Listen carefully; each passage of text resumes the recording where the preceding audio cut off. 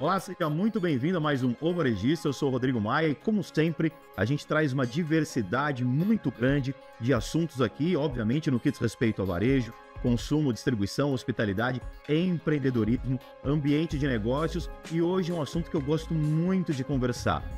O ramo, o setor, a área da construção civil, das moradias, dos fundos imobiliários, dos imóveis.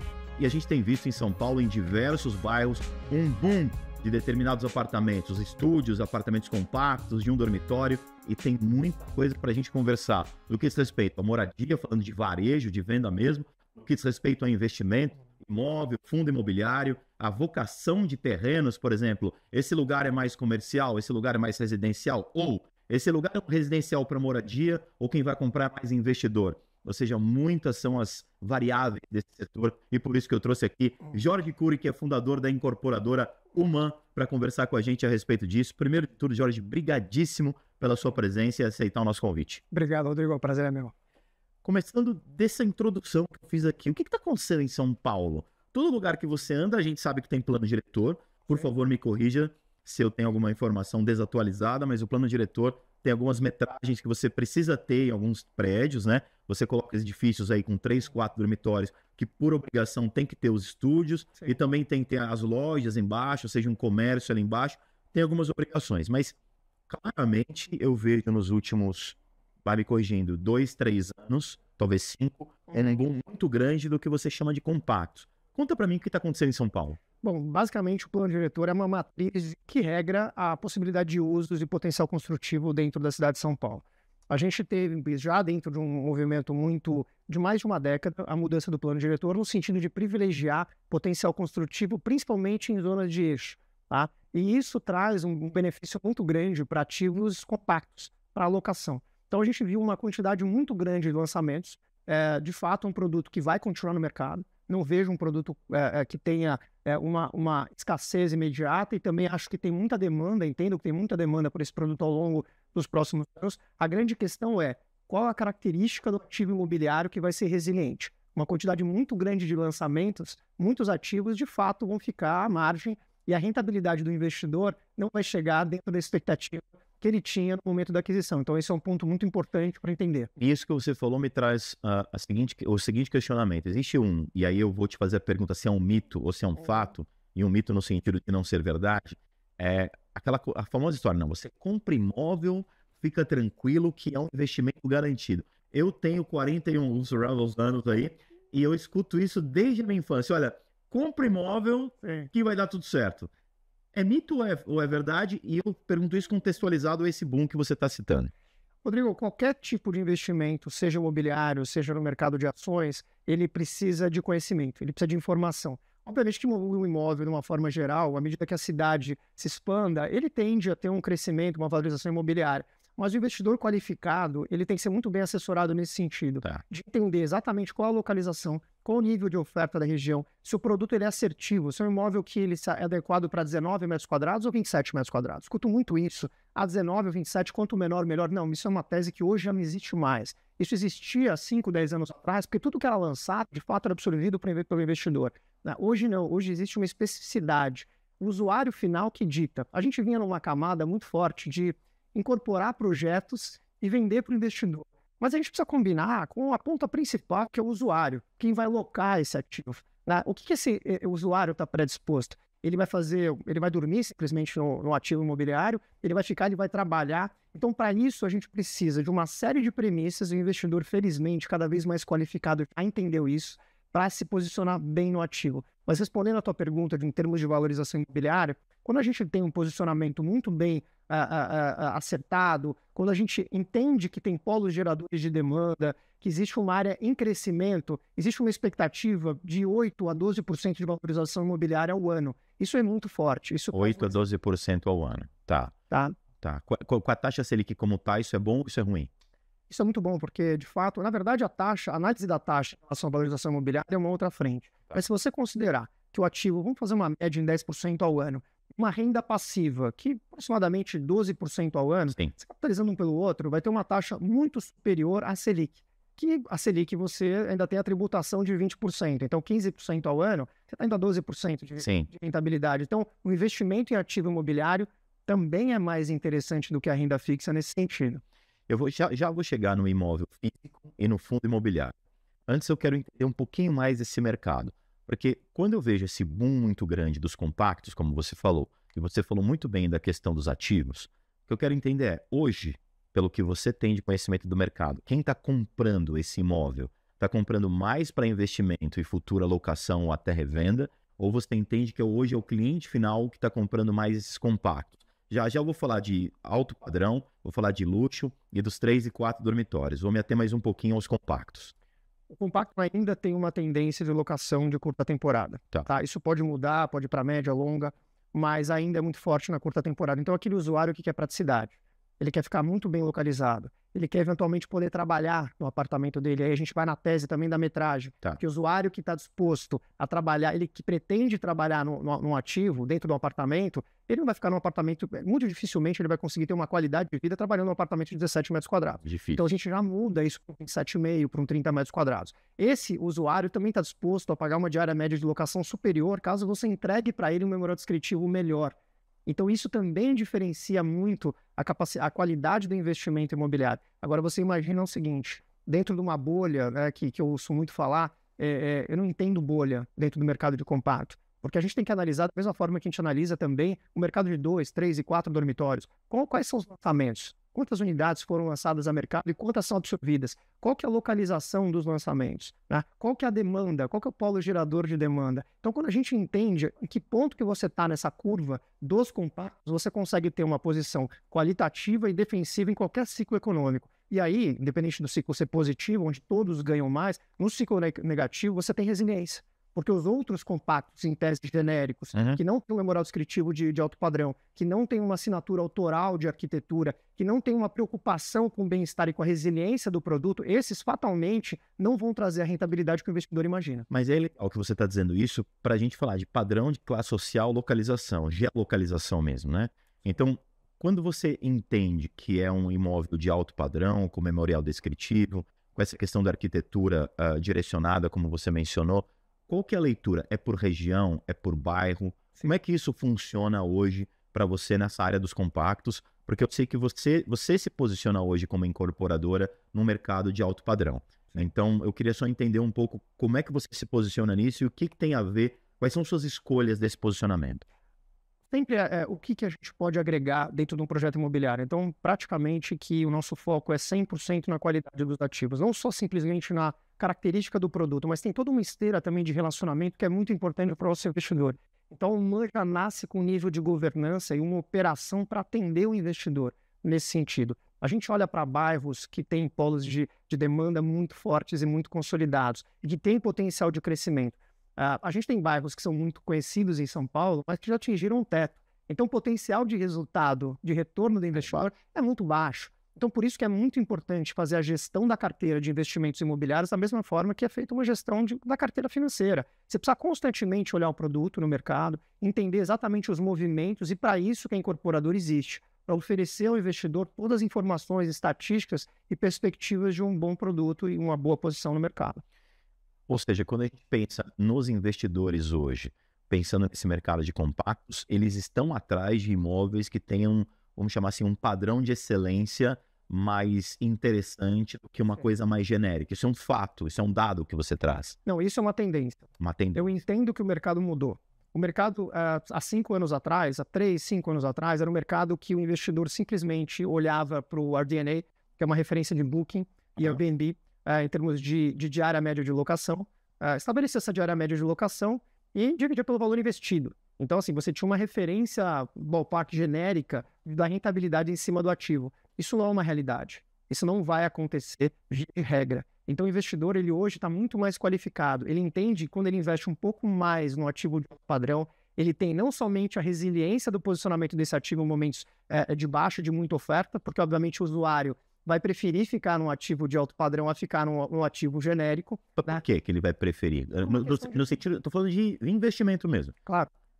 O usuário final é quem vai ficar 1 dia, 2 dias, 1 mês, 6 meses.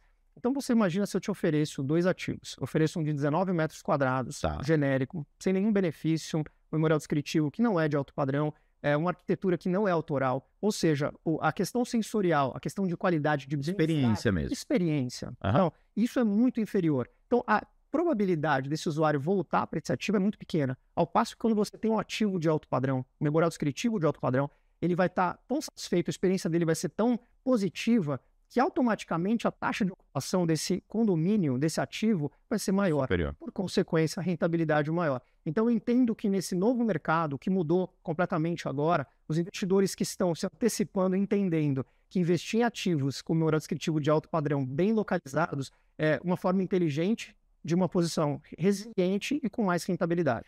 E aí, sendo bem direto na pergunta, principalmente você trazendo essa tendência, como você mencionou, para esse alto padrão e essa excelência.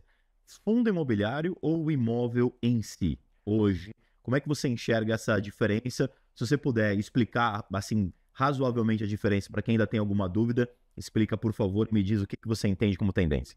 Essa é uma questão de viés de investimento. O mercado financeiro é fundamental para o mercado imobiliário, né? Eles andam em paralelo, andam em parceria. Os fundos são importantíssimos para o funding do mercado imobiliário. O fundo de investimento imobiliário, ele traz um benefício no sentido da possibilidade do investidor entrar com um valor muito baixo. Então, o investidor com R$100, R$50, ele consegue se posicionar dentro do segmento. Agora, quando a gente analisa o investimento direcionado no tijolo, no ativo, do investidor qualificado, ele vai ter mais resultado, de regra, dentro dessa posição. Então, o investidor que ele é um pouco mais qualificado, ele costuma seguir para o mercado de tijolo, costuma investir direto no lançamento, e também uma questão cultural. Tá? Elas não são excludentes, é muito mais um viés de perfil. Eu recomendo...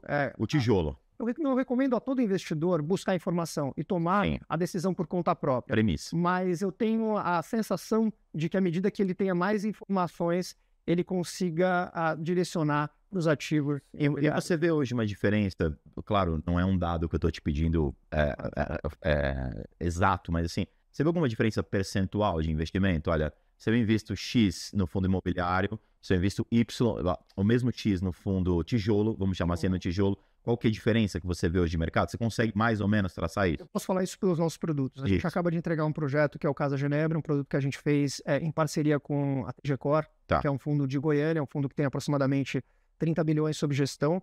A gente trouxe o melhor resultado do fundo, a gente trouxe uma taxa interna de retorno de 2% ao mês. Isso dentro de uma posição de investimento no ativo puro, no tijolo. Quando a gente compara com o IFIX, que é o índice dos fundos de investimento, a gente consegue ter uma performance muito superior. Para você ter uma ideia, a gente puxou um histórico de 30 meses, o nosso projeto ele tem um retorno de 75%, contra o retorno de 17% comparativamente ao IFIX. Então, de fato, os projetos... A diferença é grande, né? É muito grande, é muito grande. Mas a gente também tem que entender que essa democratização do investimento é positivo, porque os fundos também acabam investindo... Qual que é o produto do fundo imobiliário? São os empreendimentos. Sim, mas eu acho que nesse caso tem muito do que você falou. Para eu investir em tijolo, eu tenho que ter uma grana na mão. Para eu investir no fundo, eu posso ter outra grana na mão. Não que eu não precise ter essa, mas eu posso ter outras. Deixa eu te fazer uma pergunta, Jorge. Você fica comigo mais um bloco? Eu preciso falar com você do 3 e 4 dormitórios que eu não falei. 3 e 4 dormitórios que eu não falei. A questão das famílias, a questão de como a gente entende isso agora nesse mercado que está crescendo. Você fica um bloco mais... Então, a gente volta já já, BMC News, informação que gera valor. Mais um bloco aqui pra gente falar de imóveis. Eu adoro esse assunto, então a gente tem muita coisa ainda pra falar. Fica aí que eu já volto, rapidinho, até já.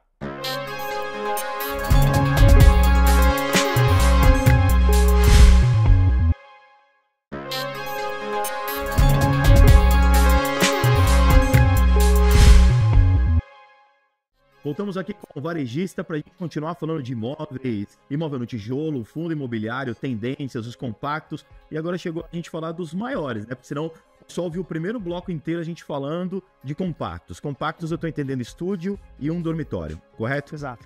Quando a gente vai para os apartamentos maiores, aí eu falo de metragem, o que muda nessa história toda que a gente contou no primeiro bloco? Muda em relação a fundos de investimento? Muda em relação à rentabilidade? Hoje, por conta desse boom dos compactos, esses de 3 e 4 dormitórios caíram ou não, ao contrário, justamente subiram. Como é que está esse mercado dos apartamentos maiores que não estão os compactos? O mercado, de forma geral, absorve todos os tipos de produto. É uma questão realmente da demanda. O que eu entendo no mercado hoje? para além de um dormitório, já na sequência tem 2 dormitórios para locação. Então, já vejo uma tendência muito clara de incorporações no sentido de vender para investidor também o 2 dormitórios para alocação, em praças específicas, em bairros específicos. Esse ponto é o próximo ponto que eu entendo muito forte dentro de uma estratégia de investimento. Agora, para moradia, 2, 3 dormitórios, o 2 historicamente sempre foi o produto mais lançado e o mais absorvido. Não relativamente, mas mais absorvido. Tá? O 3 dormitórios já é um produto mais que sai um pouco do óbvio da comercialização, mas também existe muito. Então, a gente olha para isso mais como moradia. O mercado lança 100 mil apartamentos por ano, num mercado interessante, positivo, crescente, absorve de 80% a 90%. No mercado mais desafiador, com taxas mais altas, ele absorve em média 60%. Então a gente precisa entender que dentro desse segmento a gente tem a alta renda, a média e a baixa. Tá. E no mercado com uma taxa de 15% ao ano, mesmo com viés de baixa, e eu entendo também que esse momento é o momento de começar a entrar, investir mais, porque a gente vai ter uma tendência, a despeito também do mercado ser uma base resiliente, proteção patrimonial, os produtos econômicos e de alto padrão, eles tendem a se destacar. Tá? Alto padrão sofre menos com taxa, porque o investidor, o comprador do alto padrão, ele não está preocupado tanto com financiamento. A minha pergunta seguinte é essa. Quando a gente vai para os maiores, tem uma preocupação com financiamento? Porque, claro, você tem uma outra realidade financeira. Óbvio que quem está atrás de um alto padrão possivelmente busca menos financiamento por conta de taxa de juro e quer compensar no valor final. Mas você tem uma classe, como você falou, alto padrão, você tem médio padrão aí e talvez genéricos ou baixo padrão, que o financiamento é item de série para conseguir a aquisição. Então, isso tem prejudicado, a taxa, eu quero dizer, tem prejudicado o mercado nesse sentido? A taxa toca o mercado mais desafiador. Tá? Mas o mais interessante desse mercado hoje é que mesmo com 15% ao ano de Selic, o mercado ainda é muito comprador. A gente tem visto um nível de absorção de lançamentos muito grande, significativo. Isso mostra a resiliência do mercado imobiliário, né? Não só para investimento, mas para moradia também. São Paulo é uma cidade que é a metrópole do país, né? Tem um fluxo financeiro muito grande. Então, essa demanda ela é muito contínua. De novo, um produto bem pensado, bem pesquisado, um produto assertivo, ele sempre vai ser um bom investimento. Tá? Então, assim, dentro dessas frentes, a demanda do econômico é uma demanda absurda. São mais de 8 milhões de unidades de carência habitacional, 1,5 milhão por ano que entram. Então, o mercado do econômico, junto com o subsídio do governo, é um mercado muito importante para o Brasil. Seja prefeito de mão de obra, contratação, trabalho, né, a carteira de trabalho, é um mercado estrategicamente muito importante para a economia. E o médio padrão tende a sofrer. O médio padrão, ele é achatado de alguma forma. Exato, né? Porque ele não é uma demanda. O comprador do médio padrão, ele já está em algum lugar. Ele já está alocando, ele já tem o imóvel dele, ele não precisa fazer esse movimento nesse momento, quando ele vê fora de viabilidade também em termos de taxa. Mas mesmo assim, diante do mercado com 15% de taxa, eu ainda vejo um mercado muito resiliente no sentido da compra. Mesmo com esse 15% de taxa, você ainda vê isso acontecer? Quer dizer, se a gente vai para um ciclo de baixa, que é o que pelo menos se espera, ou pelo menos o que está sendo indicado, eu costumo dizer toda vez que eu vejo os analistas, inclusive aqui da BMC News, a gente fala, aqui nos bastidores, fala, cara, calma para falar dessa taxa aí, que eu já vi de análise, fala, não, agora vai baixar, aí vai. Então, assim, mas existe uma indicação, até pelos relatórios, você deve ter lido, obviamente, os relatórios de ciclos de, pelo menos, estabilidade e possível baixa aí para a sequência. Você acha que isso vai melhorar ainda mais um setor que, como você citou bem, já é resiliente? Sim, sem dúvida. O impacto da taxa de juros é direto na questão da moradia, não tem, e também do investidor imobiliário. Você tem um reflexo na capacidade de financiamento e, por consequência, na capacidade de compra. E também na parte de fund, né? O incorporador ele precisa do fund, seja através do mercado de capitais, da securitização, seja através de um banco, num plano empresário. Então, assim, de fato, a taxa de juros a 15 é uma taxa desafiadora. Mas uma coisa que eu aprendi, Rodrigo, é que o mercado ele se torna mais difícil, mas você continua caminhando. Tá? O vento está soprando um pouco mais contra, com uma taxa mais alta, mas você não deixa de caminhar. E os números são claros. Então a gente vê que o mercado continua sólido, consolidado. Agora, com uma tendência futura de baixa, tende a melhorar muito. E é esse o momento que o investidor precisa entender. É esse o momento que o potencial comprador do ativo imobiliário, seja para investimento ou moradia, já tem que se atentar. Por quê? Porque o ciclo é mais longo. Então, se você compra um lançamento agora, você tem que pensar nessa entrega para daqui 30 meses, 48 meses, e aí é um outro cenário econômico, né? E então essa estratégia, essa visão de médio e longo prazo, é fundamental para o investimento imobiliário.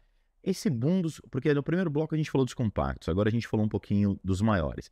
Mas esse boom dos compactos, você que trabalha com esse mercado, tem a ver com novas constituições familiares da sociedade? O que eu quero entrar agora nesse final? Porque eu vejo, e eu estudo o comportamento humano há muitos anos da minha vida, né? Então, por exemplo, tem um imóvel que fica lá perto do Paraíso, na Paulista, que tinha uma tia minha que tinha um imóvel lá, super antigo, acho, se eu não estou enganado, um prédio de 70, 80 anos, acho que até um pouco mais. E era engraçado, porque quando eu entrava nesse imóvel, né, ele não é mais da minha tia, você tinha, logo na entrada você tinha uma sala, e todo o resto dos quartos, a cozinha, ficavam em volta, assim, dessa sala.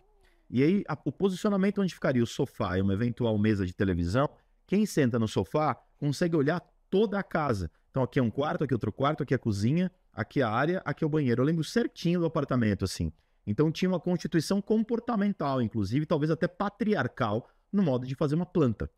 E hoje, quando eu vejo algumas tendências de apartamentos, você recebe aberto, você faz o que você quiser. Agora você vai lá, é um dormitório compacto, as pessoas querem uma vida. O que mudou no comportamento humano que hoje os imóveis têm acompanhado essa mudança das famílias, das constituições familiares, melhor dizendo, das pessoas que gostam de morar sozinho, dos mais jovens? Eu quero entrar um pouquinho nessa história contigo, porque tem tudo a ver em tendência para quem quer buscar investimento. Claro. Fundamentalmente, os compactos têm relação com os mais jovens e com polos migratórios. Então, a gente também entende que, além dos jovens, os polos, por exemplo, médicos, que vêm muito a São Paulo, executivos que vêm muito a São Paulo também. Então, são apartamentos, são estratégias de investimento mais voltadas em locação de curta temporada. O que acontece também é que a gente nota que muitos casais que se divorciaram, se separaram, acabam migrando por uma estratégia. Momento de divórcios maiores, em maior quantidade, perdão. É um movimento conveniente e estratégico, porque você acabou de se separar, você precisa resolver a questão patrimonial, então você vai fazer um investimento num ativo que é um investimento menor, você não vai comprar um apartamento de 2, 3 dormitórios, você vai se reorganizar na tua vida, então esse período também é um período interessante.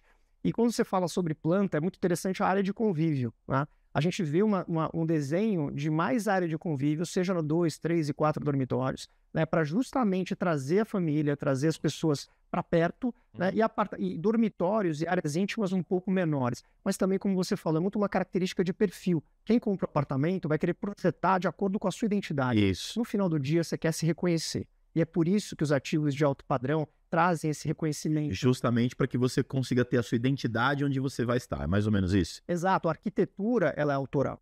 Então, quando a gente desenvolve um projeto, a gente contrata um grande arquiteto, e aí, dentro das premissas do mercado, a gente quer que ele se expresse, a gente quer que ele entenda o nosso objetivo dentro do mercado, e é através da arquitetura que o nosso investidor, o usuário, possa se reconhecer, ele possa entender, trazer bem-estar para esse usuário. Sabe? E isso é muito importante no final do dia, porque o dia a dia é o que você vai viver. Uma frase muito importante e muito interessante que é: a pintura é a arte de olhar, a escultura é a arte de andar no entorno, a arquitetura é a arte de andar por dentro. Então isso tem um reflexo na nossa qualidade de vida. A gente pensa muito em número, né? No final do dia a conta tem que parar de pé. No final do dia, nesse sentido, é sempre uma DRE, sempre tem que ir lá no final... O resultado do exercício tem que estar positivo ali, né? Mas esse resultado, ele se retroalimenta com a qualidade do projeto. Então, assim, onde esse projeto está localizado? Quais são os polos geradores de demanda? Qual que é a arquitetura? Ela é autoral? Ela é identitária? Ela mostra, de fato, para que ela veio? Ela é reconhecida? Ela ajuda o urbanismo, ajuda o entorno, né? E ela faz também do investidor, do usuário, melhores, né? Uma experiência muito melhor no resultado final. Então, é um ganha-ganha para todo mundo. E quando a gente sai um pouquinho de São Paulo, para a gente ir para o final desse bloco, como é que está o mercado fora de São Paulo? A gente falou bastante de São Paulo, que, claro, é uma referência nesse sentido, mas o que você tem visto fora de São Paulo? Pode citar outros grandes centros, outras regiões. O que você tem visto fora de São Paulo como tendência também? São Paulo sempre vai puxar a tendência. Então, a gente vê uma curva em que São Paulo lidera no sentido de antecipação de movimento. Então, quando a gente vê uma taxa maior de juros, a tendência é que as praças periféricas, de fato, outros estados, outras cidades dentro do estado, tenham uma reação mais forte, tá? Acabem sentindo um pouco mais em função de questões econômicas. Mas essa análise ela é muito regional. Então, se você, por exemplo, tem um polo industrial numa determinada cidade, isso já muda completamente a configuração estratégica do segmento. Claro. E essa é a questão mais interessante. Então, cada cidade tem a sua característica, cada município tem a sua característica. e tem que ser entendido. Isso, um exemplo claro disso é quando incorporadores saem de São Paulo e vão para outras cidades, outros estados. Qual que é o grande ponto e a estratégia, geralmente? É você se associar a um outro incorporador local para entender qual que é A realidade do local, né? em todos os sentidos. Em sentido de tipologia, os acabamentos, da arquitetura, o que faz sentido para aquele comprador, para aquele cliente. Mas eu queria dizer assim, nesse boom dos compactos que eu vejo em São Paulo, ele está acontecendo em outras capitais também, ou hoje isso majoritariamente é em São Paulo mesmo? Também acontece em outras capitais, mas numa proporção muito menor. Uma proporção menor. Muito menor. Porque é o que você falou, né? Às vezes quem vem de fora, um médico, um engenheiro, um advogado, um empresário, vem de fora, São Paulo ainda acaba sendo, mesmo que ele more fora de São Paulo, mora no outro estado, ele acaba vindo para São Paulo para fazer algum tipo de negócio, então não tem muito como fugir disso, né? Não tem, mas existe uma tendência muito forte Qual que é? nos outros estados de seguirem esse mesmo. Quando a gente relativiza, fica discrepante ainda, até pelo tamanho da cidade, né? Comparar São Paulo é sempre complicado. Como referência é muito importante, mas existe esse crescimento de outras cidades também muito claro, muito forte. A gente vê Rio de Janeiro, vê praças, por exemplo, como Recife, Pernambuco também, com um avanço muito significativo nos compactos. Então essa tendência ela continua, mas numa velocidade não tão, né, numa quantidade menor de ativos e eventualmente num crescimento significativo, porque tudo que começa, todo o crescimento inicial, ele tende a ter a ser mais agressivo, ser mais intenso no início. No início é mais intenso. Jorge Cury, fundador da incorporadora Uman, brigadíssimo pela sua verdadeira aula de conhecimentos imobiliários aqui que a gente teve hoje, né, de investimento em imóvel, em comportamento, nos compactos, nos grandes. Brigadíssimo pela sua presença aqui no Varejista, de verdade. Volte mais vezes. Obrigado pela oportunidade, Rodrigo. Eu que agradeço. Esse foi mais um bloco do Varejista. A gente já volta em um minutinho. BMC News, informação que gera valor. Até já.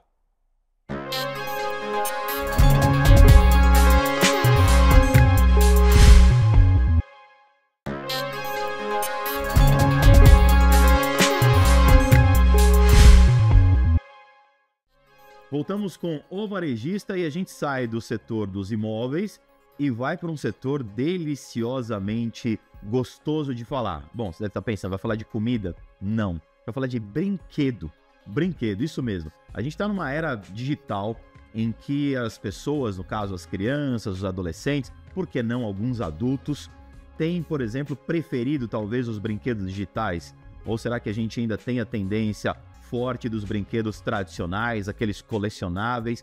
Como é que são esses desafios de vender brinquedos numa era digital? Para isso eu trouxe aqui a Tamara, que é head de produto do Grupo Gala. Tamara, brigadíssimo. Tamara Campos, brigadíssimo pela sua presença, viu? Obrigado por aceitar o convite. Começo com essa introdução que eu fiz aqui. Como é que tá hoje essa vida aí de vender brinquedo? A gente fala de varejo aqui, e varejo não só de lojas que podem ser direto para o consumidor, mas claro, nas multimarcas que vendem todas as marcas de brinquedo. Como é que tá vender brinquedo hoje nessa era digital? Seja na loja física, seja numa plataforma, no e-commerce ou no marketplace, nessa luta com a era digital das crianças e adolescentes? A indústria de brinquedo ela ainda é uma das que mais crescem hoje no Brasil, né? Então a gente tem um mercado aí que continua aquecido. Ela vem passando por grandes transformações, como o varejo vem passando por grandes transformações, né? E essa parte digital, ela tem impactado bastante, desde a concepção do produto até a forma como esse produto vai chegar na casa das pessoas, né?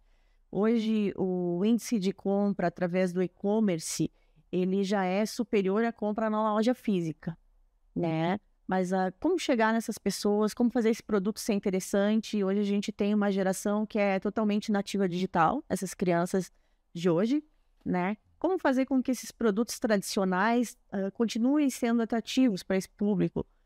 Fazer com que elas continuem brincando e gostem desse tipo de produto. Ele tem que ser um produto mais dinâmico, que mantenha a atenção da criança. Ele tem que ter uma jogabilidade rápida, simples, né? A gente trabalha muito com jogos de tabuleiro, e os jogos de tabuleiro têm atraído muito a atenção das crianças, né? E os próprios ensinamentos podem ser passados através de jogos e brinquedos. Essa transformação ela vem acontecendo muito da pandemia para cá, dos últimos anos, né? A gente brinca que os pais e as crianças eles redescobriram os jogos tradicionais depois da pandemia, que eles começaram a ter mais momentos em família, a brincar, a socializar mais, a descobrir a importância da socialização para a criança, o desenvolvimento cognitivo e motor que o brinquedo proporciona para essas crianças, né? E como eles podem usar esse tipo de produto no dia a dia. Tá, então vamos organizar isso. A gente tem aí, por exemplo, até a pandemia já havia um crescimento grande, né, da digitalização como um todo, né? Os nativos digitais já existiam, mas claro, de pandemia para frente, essa questão digital tomou força muito grande, ganhou força, melhor dizendo, mas ao mesmo tempo, quando você traz isso, que pelo convívio, por conta do lockdown, as pessoas redescobriram algumas coisas que estavam um pouco guardadas, e os jogos de tabuleiro são talvez a principal modalidade, não? Isso, é uma das modalidades que mais cresceram de lá para cá, tá? É um dos nichos de mercado que mais crescem hoje. As pessoas, elas aprenderam mais a comprar online, a utilizar o digital, mas a comprar mais produtos tradicionais. E era essa a minha pergunta na sequência. Quando a gente fala de digital, de venda digital, a gente está falando por meio de um e-commerce. Mas as lojas físicas ainda existem. Mas você entende que as lojas físicas que vendem brinquedos de várias marcas, eu já pergunto um pouquinho do grupo, mas assim, elas tendem a daqui a pouco não existir mais? Os brinquedos são... o nível de venda é muito superior no digital? Não.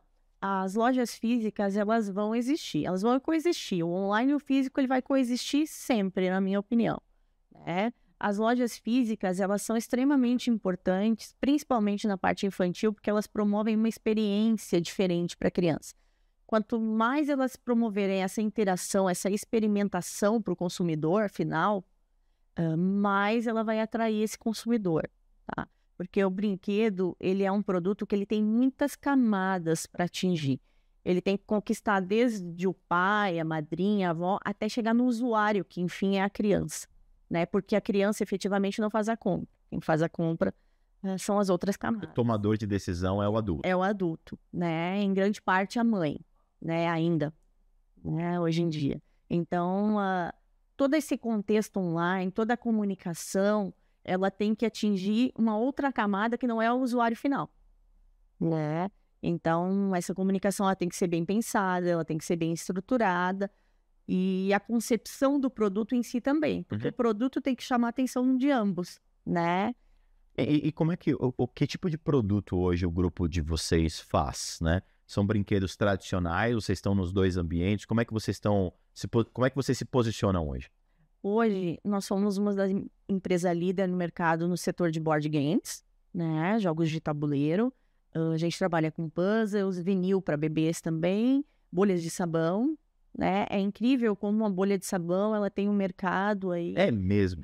Fala mais disso. Quer dizer que bolha de sabão ainda vende bastante? Vende muito, as crianças adoram. É uma brincadeira relativamente barata, né? E que é feita ao ar livre, então isso encanta muito as crianças, eles gostam, até uma faixa etária aí de uns 6 anos, elas gostam muito de bolha de sabão. É um mercado bem interessante, tem diferentes formatos, de bolhas, de produtos, enfim, é um mercado bem interessante. Mas hoje vocês vendem majoritariamente pela internet, pelo meio digital, ou vocês têm uma loja física do grupo?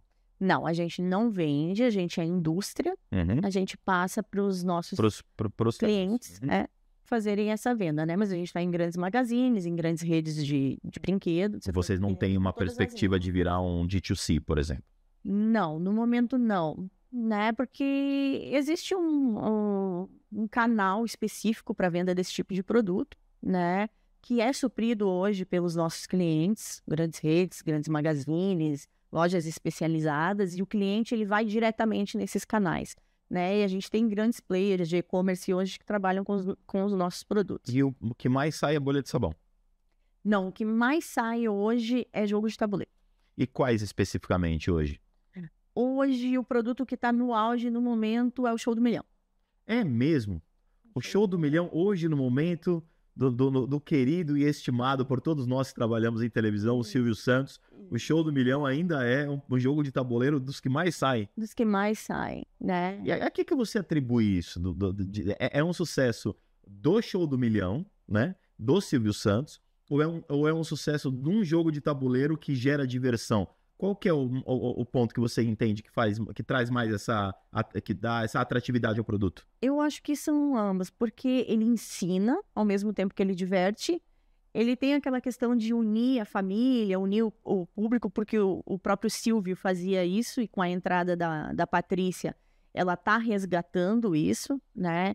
E ele é um jogo muito interessante, porque a criança descobre muita coisa brincando ali, porque ela tem que acertar as questões, né? Então, tem um público cativo que se identifica com o produto, que se identifica com o personagem ali do Silvinho e da Patrícia, e ao mesmo tempo ela aprende, né? Então, pode ser jogado em grupo ou individual, isso também influencia. Ela tem essa competitividade natural da criança, né? Então, é bem legal. E esses jogos de tabuleiro hoje, eles são integrados aos celulares? O que eu quero dizer? Eles também viram um aplicativo e a pessoa precisa do celular para interagir com o tabuleiro. Vocês fazem essa questão híbrida ou não? O jogo de tabuleiro fica no tabuleiro justamente para sair do aparato digital? Ele pode jogar só no tabuleiro. O jogo vem com... Esse específico, ele vem com 800 perguntas, mas ele contém um QR Code na embalagem que ela pode baixar mais perguntas, né? Jogou muito aquele jogo, decorou as perguntas, enfim. Ela pode baixar do meio digital mais perguntas. Ou ela pode jogar no aplicativo. Ele tem um aplicativo também. Mas eu quis dizer mais numa interação mesmo. Então, assim, por exemplo, tem um tabuleiro, eu coloco o celular, vem um personagem. Existe não, nesse não. Nesse não. Mas e em outros de tabuleiro, tem isso que vocês fazem, não? Nós, nesse momento, ainda não. Tá. Eu pergunto isso porque, assim, o que eu tenho verificado, principalmente nessas questões cognitivas que você mencionou, é assim, os jogos de tabuleiro, eles são muito bons, os jogos, mais físicos, entre aspas, são muito bons, mas também quando você conecta a realidade digital ao mesmo tempo, você acaba trazendo, talvez, a criança mais interessada para isso. É por isso que eu te perguntei. Mas, assim, o que vocês fazem é ter um aplicativo do jogo versus o tabuleiro. E aí eu fico pensando como pai, né? Eu às vezes, já comprei brinquedos digitais e brinquedos físicos, meio que para mim, dizendo para todo mundo que era para os meus filhos. Ainda tem esses adultos que curtem os brinquedos em si? Claro, óbvio, o que eu digo assim, ele compra para criança muitas vezes, mas também tem adulto que compra para o próprio adulto jogar mesmo? Tem esse mercado também? Tem esse mercado. Esse mercado vem crescendo, tem uma tendência muito forte lá fora também, quando a gente visita feiras internacionais. Esse mercado que a gente chama de kidults, né? É um mercado em expansão, desde jogos até colecionáveis, personagens colecionáveis. Então, tem esse saudosismo por parte dos adultos, né? Que adquirem esses produtos para jogar, para colecionar, para manter nas suas casas, para repassar para o filho uma sensação que ele teve na infância e que ele quer continuar transmitindo isso. Então, essa nostalgia ainda existe. E você acha que essa geração de agora que você tem visto, aí eu tô falando de crianças de 3, 4, 5, 6, 7 anos, até 12, 13, 15, chegando perto da idade adulta, você acha que eles, assim como nós, mais velhos, a gente trouxe isso para nossa vida, isso vai acontecer com essa geração também, que você percebe, ou não? Esses nativos digitais, aos poucos, vão abandonar isso? O que você tem enxergado no mercado? Não, eu acho que eles vão manter isso, eles vão levar, né? Existem aí desenvolvimentos específicos que só o brinquedo ou o jogo físico desenvolve, principalmente na parte motora. A gente nota aí, existem estudos, a criança que ela se bate muito ao caminhar, não tem noção do tamanho dela, é uma criança que brinca muito digital, porque ela perde a noção do espaço e ela acaba esbarrando nos móveis dentro de casa.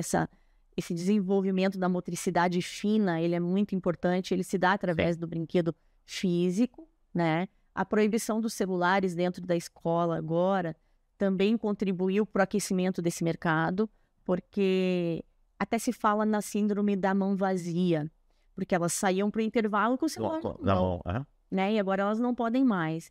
Então, elas têm procurado brinquedos para levar nesse intervalo. Tem que ser brinquedos rápidos, de jogabilidade rápida, que caiba na mochila dela, né, que vai despertar o interesse dos colegas, Para né, jogarem junto ali. para jogarem junto e que vai trazer para ela esse conforto e a sensação de pertencimento que o celular dava para ela, porque ele te dá uma sensação de pertencimento. Claro, principalmente né? quando você socializa isso. Por mais que cada um esteja no seu, eles estão de alguma forma Isso. conectados, né? Isso, É. então, por isso que eu acho que isso vai continuar, porque eles estão resgatando isso agora. Perfeito.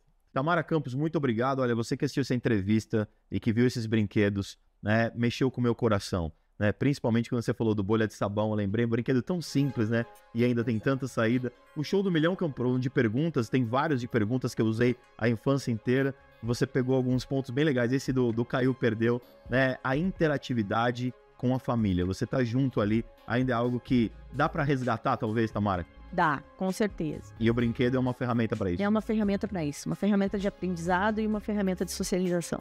Muito obrigado pela sua presença, viu? Obrigado por aceitar o convite e estar aqui com a gente. Eu que agradeço, muito obrigada. É isso, esse foi mais um Bloco do Varejista. Daqui um minutinho a gente volta para que a gente faça mais um bloco com bastante conteúdo para você. BMC News, informação que gera valor. Até já.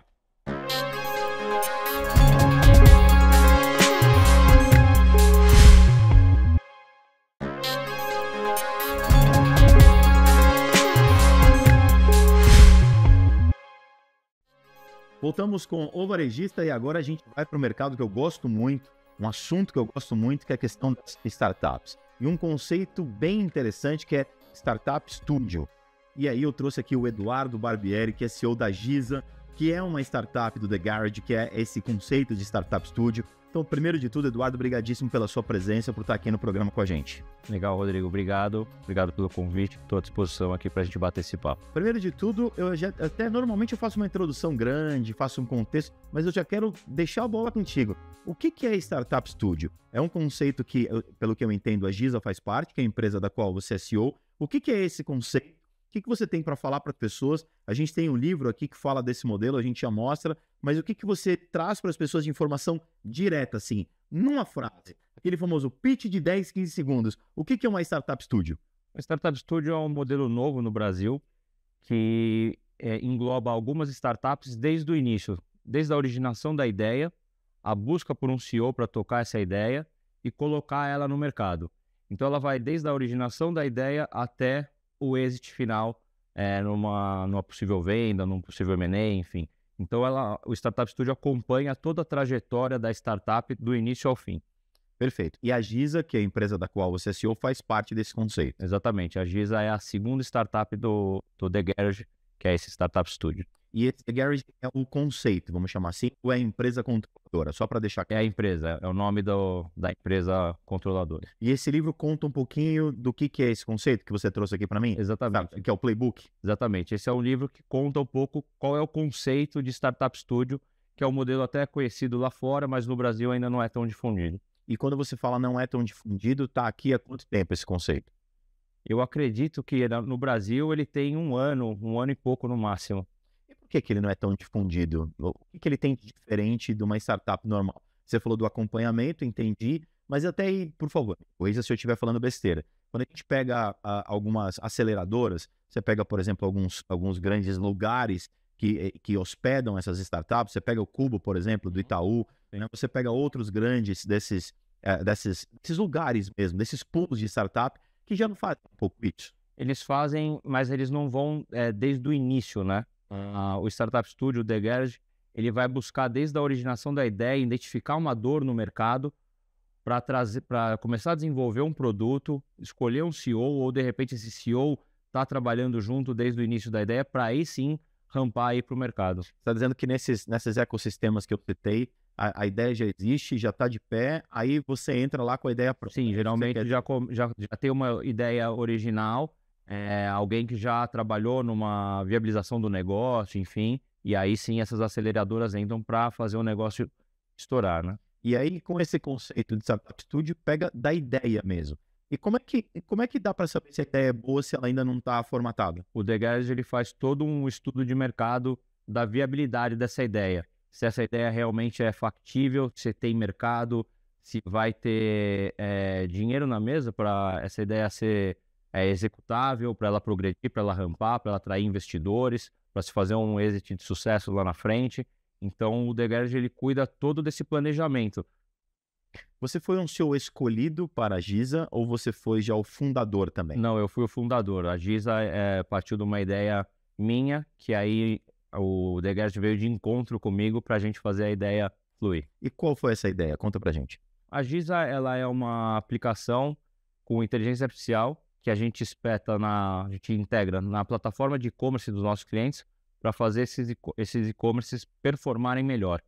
E quando eu falo performar melhor, é muito em cima de vendas, fazer esses e-commerces venderem mais, mas também melhorar cadastro de produto, melhores vitrines, ter uma melhor gestão de estoque, um aumento efetivo na taxa de conversão de campanha de e-mail marketing. Então, E é uma IA que faz isso. É uma IA que faz isso. Tá. Mas deixa eu só fazer uma pergunta antes ainda, que ficou isso na minha cabeça. Se alguém quiser chegar no The Garage e falar, eu tenho uma ideia, é um lugar bem-vindo para isso. Muito Por exemplo, tem bem-vindo. gente assistindo a gente e fala, poxa, eu tenho uma ideia, o The Garage é um lugar para isso. Um lugar para isso, vai ser muito bem-vindo. Ele é um lugar físico? É um lugar físico. A gente tem Onde está o A escritório? gente fica aqui na Berrini. Aqui na Berrini. Então a pessoa pode procurar, obviamente, dentro dos critérios obedecidos aí, e de Isso. repente colocar a sua ideia lá no The Garage. Sim, sim. Ele tem algumas regras, né? Tem que ser uma ideia B2B, por exemplo, tem uma Sim, série sim. de Aí a regras, pessoa se informa pelas regras. mas é isso. Perfeito. Então, voltando para sua ideia. Você chegou lá no The Garage assim? Oi, tudo bem? Eu tenho uma ideia. Eu conheci o fundador do The Garage, né? O Carlos Perobelli.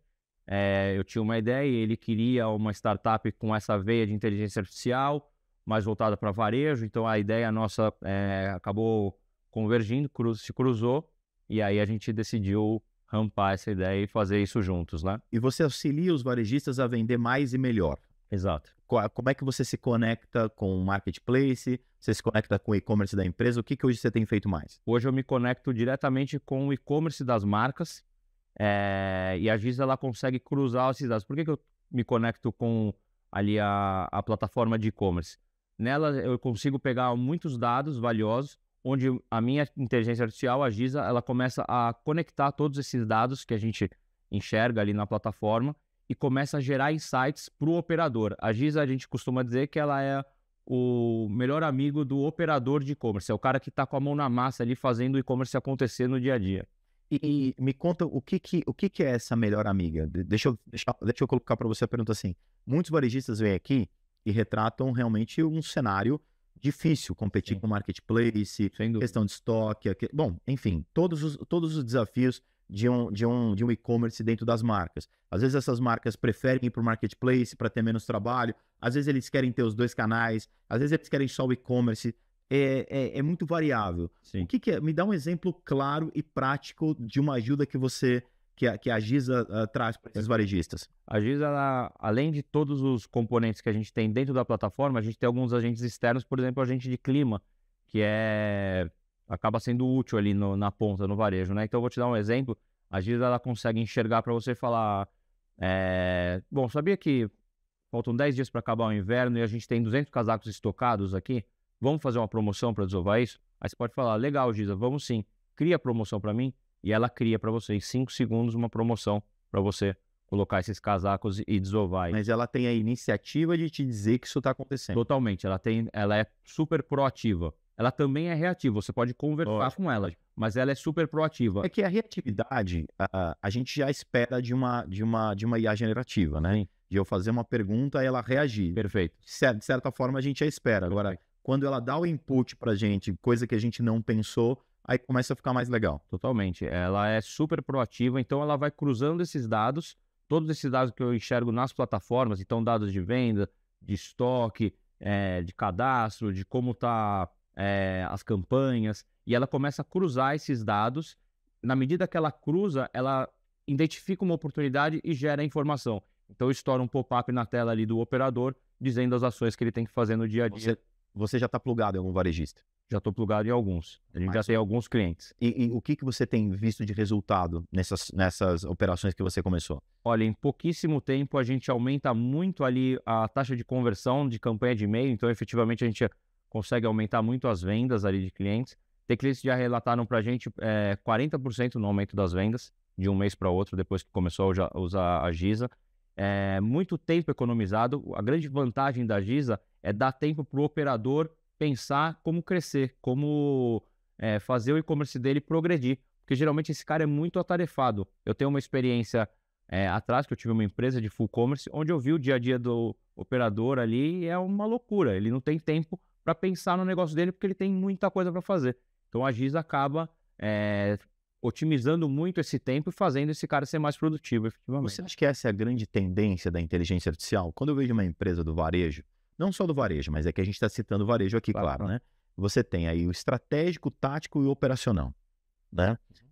E tem muitas vezes que a pessoa está no operacional, não consegue fazer nem o tático, quanto mais o estratégico.